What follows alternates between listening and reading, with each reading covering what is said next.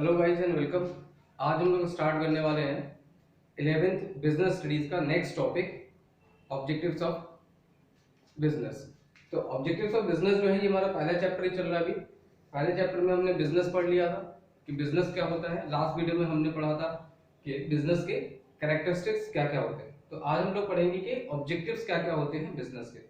तो जब ऑब्जेक्टिव्स की बात करते हैं तो तीन टाइप के ऑब्जेक्टिव्स होते हैं हमारे, इकोनॉमिक, सोशल और ह्यूमन या फिर पर्सनल ऑब्जेक्टिव। तो स्टार्ट करते हैं विद द इकोनॉमिक ऑब्जेक्टिव। तो इकोनॉमिक ऑब्जेक्टिव का मतलब होता है regarding with the economy. Economy का मतलब है कहीं ना कहीं पैसे से रिलेटेड। तो जब हम पैसे की बात करते हैं सबसे पहले आता है हमारे माइंड में आता है प्रॉफिट। ठीक है, तो प्रॉफिट नहीं है, प्रॉफिट यहाँ पे भी आएगा बट ये सेकंड पॉइंट है। तो अगर हम इकोनॉमिक ऑब्जेक्टिव की बात करें या फिर इसको हम बोल सकते हैं ऑर्गेनाइजेशनल ऑब्जेक्टिव, कि किसी भी ऑर्गेनाइजेशन के ऑब्जेक्टिव क्या क्या होंगे।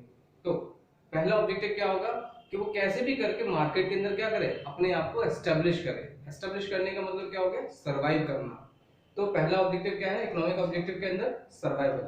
जब कोई भी कंपनी एक पर्टिकुलर पोजीशन पे अपने आप को मार्केट में सर्वाइव कर लेगी उसके बाद में फिर वो सोचेगी प्रॉफिट के बारे में, और जब वो प्रॉफिट अर्न करने लगेगी तब वो सोचेगी ग्रोथ के बारे में।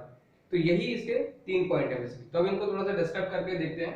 सर्वाइवल का मतलब क्या होता है, existence in the competitive market. कि आज का जो मार्केट है बहुत ज्यादा कॉम्पिटिटिव मार्केट है। तो कोई भी कंपनी जब मार्केट के अंदर अपने आप को लॉन्च करती है तो एस्टेब्लिश करने के लिए क्या कर सकती है, मे बी वो अपने प्राइस में रिडक्शन कर सकती है या फिर अपने प्राइसेस को हायर करके रखेगी। जैसे फॉर एग्जांपल अगर हम किसी भी कंपनी का नाम ले रहे हैं, तो अगर हम आईफोन का नाम लेते हैं तो आईफोन ने सर्वाइवल स्टेज कैसे क्रॉस किया, उन्होंने अपने प्राइसिंग जो है वो कभी कम नहीं की।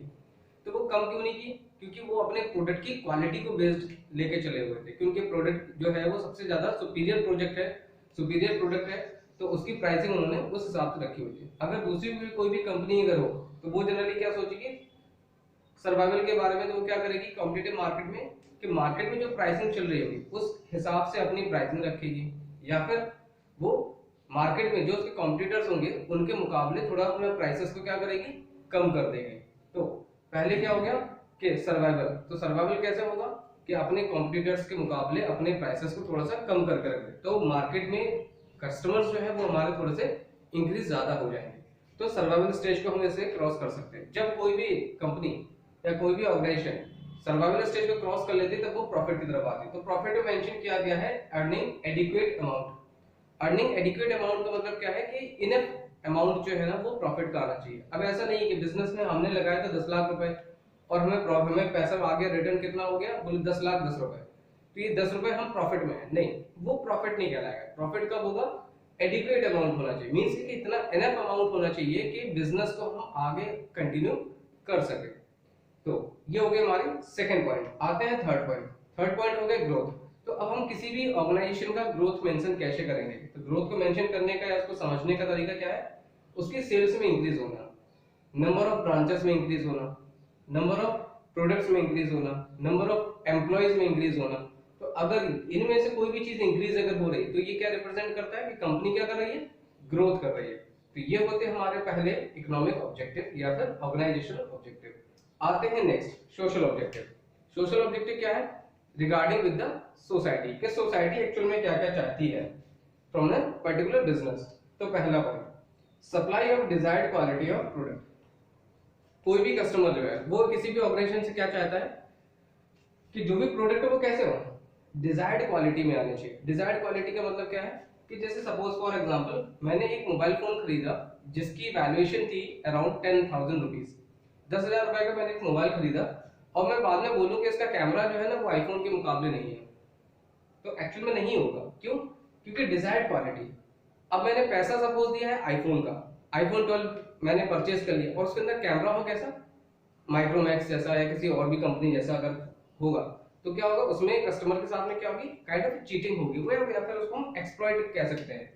तो कस्टमर क्या चाहता है कि सप्लाई कैसी हो, डिजायर्ड क्वालिटी, की जितना वो उसका पैसा दे रहा है उसने पैसे की वैल्यूएशन की चीजें उसके पास में अवेलेबल होनी चाहिए।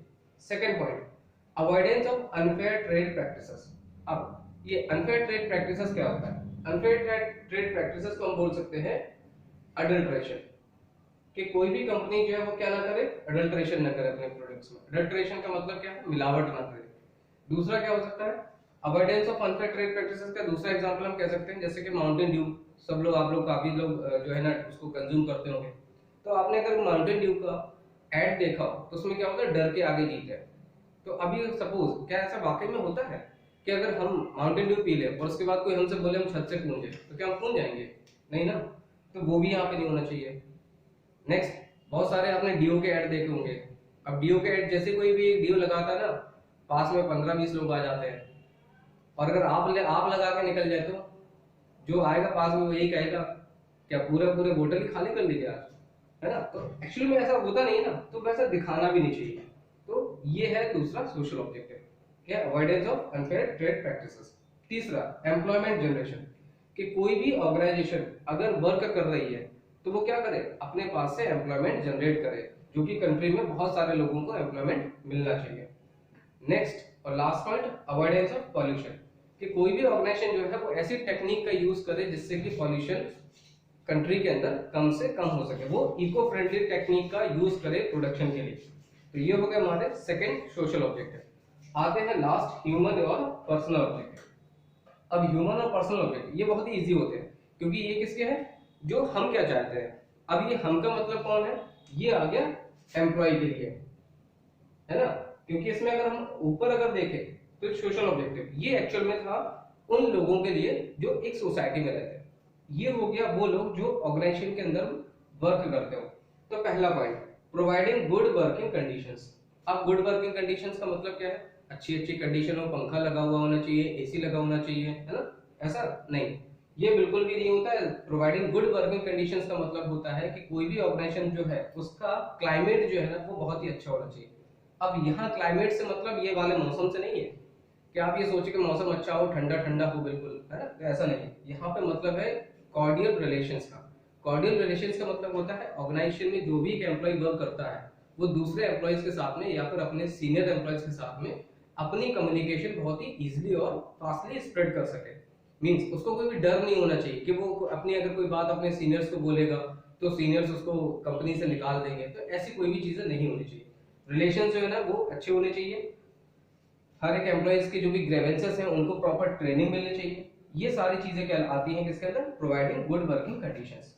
Second point, providing social benefits. अब सोशल बेनिफिट्स क्या हो सकते हैं, सोशल बेनिफिट्स हमारे हो सकते हैं जैसे कि कोई भी एम्प्लॉय अगर किसी ऑर्गेनाइजेशन के अंदर काम कर रहा है तो आपने सुना होगा कई बार उनको क्या मेडिकल फैसिलिटीज दी जाती है कि उनके जो फैमिली पर्सन होंगे उनको ट्रीटमेंट दिया जा सकता है। तो फैमिली बेनिफिट्स हो गए।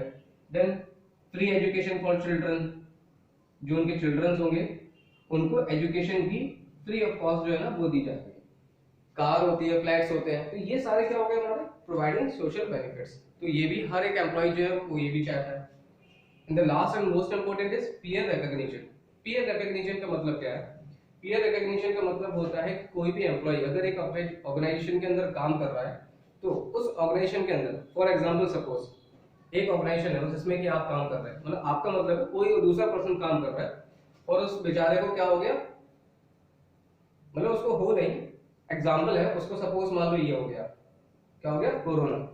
अब कोरोना होने के बाद में 10 दिन बाद वो बेचारा पहुंचा कहाँ पे, 10 नहीं 14 डेज के बाद। 14 डेज के बाद में वो वापस उसने कंपनी को ज्वाइन किया। अब कंपनी में जब वो पहुंचा तो वहां पे कोई भी उससे कुछ भी नहीं पूछ रहा। तो क्या आप ऐसी ऑर्गेनाइजेशन के अंदर काम करना चाहेंगे? नहीं ना। तो that is not peer recognition, कि यहाँ पे जो कलीग्स हैं हमारे या हमारे जो सुपीरियर्स हैं, सबऑर्डिनेट्स हैं, वो क्या करें, वो हमारे पर्टिकुलरली कांटेक्ट में रहे, वो हमसे हमेशा पूछते रहे, हमेशा हमेशा हमसे बात करते रहे। अगर हमने जैसे एंटर किया तो कोई हमें गुड मॉर्निंग विश करे या हम उनको गुड मॉर्निंग विश करें। तो ये रिलेशन कहलाते हैं पीयर रिकॉग्निशन। ऐसा ना हो कि हम एंटर करके दूसरे लोग मुंह फेर के बैठ जाए, तो ये कोई भी पर्सन नहीं चाहता है। तो ये होते हैं हमारे ऑब्जेक्टिव्स ऑफ मैनेजमेंट। 3 आते हैं, इकोनॉमिक, सोशल और ह्यूमन। इकोनॉमिक के अंदर 3 पॉइंट होते हैं, सर्वाइवल, प्रॉफिट और ग्रोथ। सोशल के अंदर हम कोई भी समझ सकते हैं, पॉल्यूशन को हटाना है, अडल्ट्रेशन रिमूव करना है, एम्प्लॉयमेंट जनरेशन करना है, ये हो सकते हैं। ह्यूमन के लिए गुड वर्किंग कंडीशंस होनी चाहिए, सोशल बेनिफिट्स मिलने चाहिए और पीयर रिकॉग्निशन होनी चाहिए। ये होते हैं हमारे पूरा objectives of management. That's all for today, thank you.